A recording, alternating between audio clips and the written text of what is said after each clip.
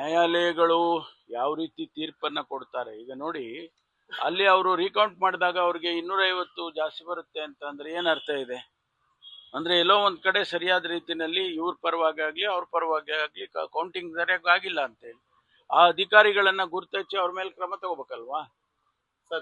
ಆಮೇಲೆ ಕೋರ್ಟಿಗೆ ಹೋಗಿದ್ದಾರೆ, ಅವರು ಸುಪ್ರೀಂ ಕೋರ್ಟಿಗೆ ಹೋಗಿದ್ದಾರೆ. ಸುಪ್ರೀಂ ಕೋರ್ಟ್ ನಲ್ಲಿ ಇವತ್ತು ಅವ್ರಿಗೆ ಕನ್ವಿನ್ಸ್ ಆಗಿದ್ದಾರೆ, ಹಿಂದೆ ಏನು ತೀರ್ಮಾನ ಮಾಡಿದ್ದು ಕೌಂಟ್ ಮಾಡಿದ್ದು ಎಲ್ಲ ಸರಿ ಇದೆ ಅಂತ ಹೇಳಿ ಅವ್ರಿಗೆ ಕನ್ವಿನ್ಸ್ ಆಗಿ ಅದಕ್ಕೆ ಅವರಿಗೆ ಸ್ಟೇ ಕೊಟ್ಟಿದ್ದಾರೆ. ಈಗ ಟ್ಯಾಂಪರಿಂಗ್ ಆರೋಪ ಕೇಳಿ ಬಂದಿದೆ ಸರ್, ಅದಕ್ಕೆ ತನಿಖೆ ಏನಾದ್ರು ಸರ್? ಅಲ್ಲ, ಈಗಾಗಲೇ ಅದಕ್ಕೆ ಕಂಪ್ಲೇಂಟ್ ಕೊಟ್ಟಿದ್ದಾರೆ, ನಾವು FIR ಮಾಡಿದ್ದೀವಿ. ನಮ್ದೇ ಸ್ಟೇಟ್ ಪೊಲೀಸ್ನವರು ನಮ್ದೇ ಆದ ರೀತಿಯಲ್ಲಿ ತನಿಖೆಯನ್ನ ಮಾಡ್ತಾರೆ. ಅದು ಒಂದು ಭಾಗ, ಇದು ಕೌಂಟಿಂಗು ಮತ್ತೆ ಆ ಪ್ರಾಸೆಸ್ಸಿನ ಒಂದು ಭಾಗ. ಟ್ಯಾಂಪರ್ ಮಾಡಿರೋದು ಕಂಪ್ಲೇಂಟ್ ಕೊಟ್ಟಿರೋದನ್ನ ನಾವು ಅದನ್ನ FSL ನಲ್ಲಿ ಮತ್ತೊಂದರಲ್ಲಿ ಎಲ್ಲ ಚೆಕ್ ಮಾಡ್ತಾರೆ. ಕಾಲಾವಕಾಶ ಬೇಕು ಅನ್ನುವಂಥದ್ದು ಸರ್, ಸಿಬ್ಬಂದಿ ಕೊರತೆ ಈಗಲೇ ಸಾಕಷ್ಟು ವರ್ಷಗಳ ಮುಂದೂಡಿಕೆ ಆಗಿದೆ ಸರ್. ಇನ್ನು ಸರ್ಕಾರ ಅಲ್ಲ, ಆದಷ್ಟು ಬೇಗ ಚುನಾವಣೆ ಆಗ್ಬೇಕು ಅಂತ ನಮ್ಮೆಲ್ಲರ ಅಭಿಲಾಷೆ ಕೂಡ. ಪ್ರೋಸೆಸ್ ನಲ್ಲಿ ತಪ್ಪುಗಳಾದಾಗ ಅದನ್ನ ನ್ಯಾಚುರಲಿ ಅದು ಸರಿಪಡಿಸ್ಬೇಕಲ್ವಾ. ಈಗ ಎಲೆಕ್ಷನ್ ಪ್ರೋಸೆಸ್ ಸಾರಿ ಇದು ಏನದು ನಮ್ಮ ಇದ್ರದ್ದು ರೀ, ಜಾತಿ ಅಲ್ಲ, ಜನಗಣತಿ ಪ್ರಾರಂಭ ಆಗಿದೆ. ಜನಗಣತಿ ಪ್ರಾರಂಭ ಆಗಿರುವಂತ ಸಂದರ್ಭದಲ್ಲಿ ನೀವು ಚುನಾವಣೆ ಮಾಡಬೇಕು ಅಂದ್ರೆ ಅಧಿಕಾರಿಗಳನ್ನ ಒದಗಿಸ್ಬೇಕಲ್ಲ. ಅಷ್ಟೊಂದು ಸಂಖ್ಯೆಯಲ್ಲಿ ಅಧಿಕಾರಿಗಳನ್ನ ನೀವು ಕ್ರೋಢೀಕರಿಸೋದಕ್ಕೆ ಕಷ್ಟ ಆಗ್ಬೋದು ಅಂತ ಹೇಳಿದ್ದಾರೆ. ಅದನ್ನ ಹೊರತುಪಡಿಸಿ ಚುನಾವಣೆ ಮಾಡಬೇಕಾದದ್ದು ನಮ್ಮ ಧರ್ಮ, ಮಾಡಲೇಬೇಕು.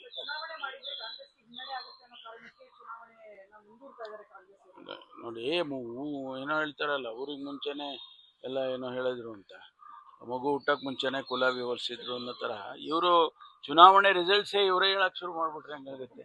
ಪ್ರೈಮ್ ಮಿನಿಸ್ಟರ್ ಮಾತನಾಡುವಾಗ ಲೋಕಲ್ ಟ್ರಾನ್ಸ್ಪೋರ್ಟ್ ಗೆ ಆದ್ಯತೆ ಕೊಡಿ, ಮೆಟ್ರೋ ಬಳಸಿ ಅಂತ ಹೇಳಿದ್ದಾರೆ. ಆದ್ರೆ first mile last mile connectivity ಸಮಸ್ಯೆ ಇದೆ ನಮ್ಮ ರಾಜ್ಯದಲ್ಲಿ.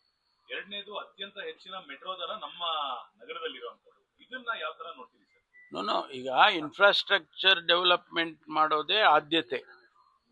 ಮೆಟ್ರೋಪಾಲಿಟನ್ ಸಿಟೀಸ್ ಅಲ್ಲಿ ಪಬ್ಲಿಕ್ ಟ್ರಾನ್ಸ್ಪೋರ್ಟ್ ಅನ್ನ ಹೆಚ್ಚೆಚ್ಚು ಮಾಡಬೇಕು ಅನ್ನೋ ಒಂದು ಕಾನ್ಸೆಪ್ಟು ನಮ್ಮ ಒಂದು ರಾಜ್ಯಕ್ಕಷ್ಟೇ ಸೀಮಿತ ಆಗಿಲ್ಲ. ಅದು ಇಡೀ ದೇಶದಲ್ಲಿ ಎಲ್ಲ ಮೆಟ್ರೋಪಾಲಿಟನ್ ಸಿಟಿನಲ್ಲಿ ಪಬ್ಲಿಕ್ ಟ್ರಾನ್ಸ್ಪೋರ್ಟ್ ಅನ್ನ ಜಾಸ್ತಿ ಯೂಸ್ ಮಾಡಿ ಅಂತ ನಾವು ಕೂಡ ಅದನ್ನೇ ಹೇಳ್ತೇವೆ.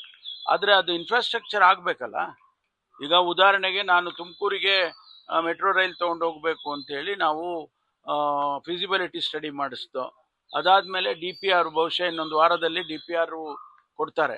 ಅದಾದಿ ಈಗ ನಿಮಗೆ 60-70 ಕಿಲೋಮೀಟರ್ ದೂರದಲ್ಲಿ ಮೆಟ್ರೋ ಕನೆಕ್ಟಿವಿಟಿ ಕೊಟ್ಟರೆ ಜನದ್ದು ಇಲ್ಲಿ ಈ ಬೆಂಗಳೂರಿನ ಮೇಲೆ ಒತ್ತಡ ಕಮ್ಮಿ ಆಗಲ್ವಾ?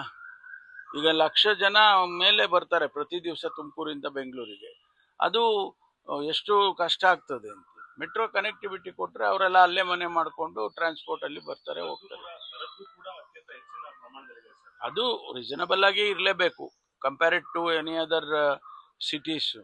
ನಾವೇ ಹೆಚ್ಚಿಗೆ ಇಡೋಕ್ಕಾಗೋದಿಲ್ಲ. ಪರ್ ಕಿಲೋಮೀಟರ್ ಇಷ್ಟು ಅಂತೇಳಿ ಒಂದು ಸ್ಟ್ಯಾಂಡರ್ಡ್ ಟ್ಯಾರಿಫ್ ಅನ್ನ ಮಾಡಬೇಕಾಗುತ್ತೆ.